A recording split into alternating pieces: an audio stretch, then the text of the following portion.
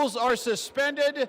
The bill is passed, and without objection, the motion to reconsider is laid on the table.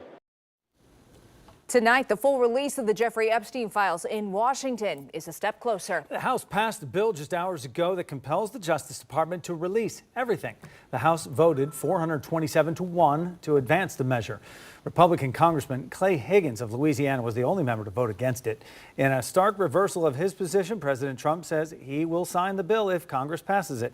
It comes after he called the issue a Democratic hoax for months. 10 TV political reporter Doug Pekash has been following how Central Ohio's members of Congress voted today.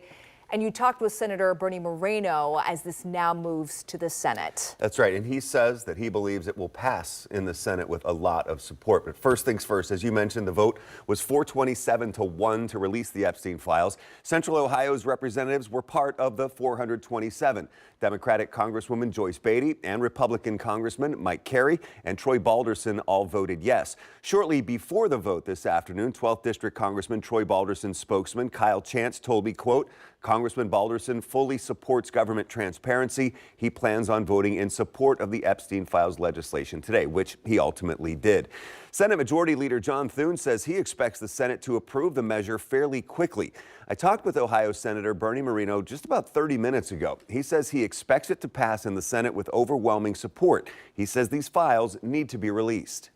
The best thing that we can do is get all this information in the public sphere, let them see exactly what happened, make certain that the people who were victims are protected, and make certain that the perpetrators are held accountable.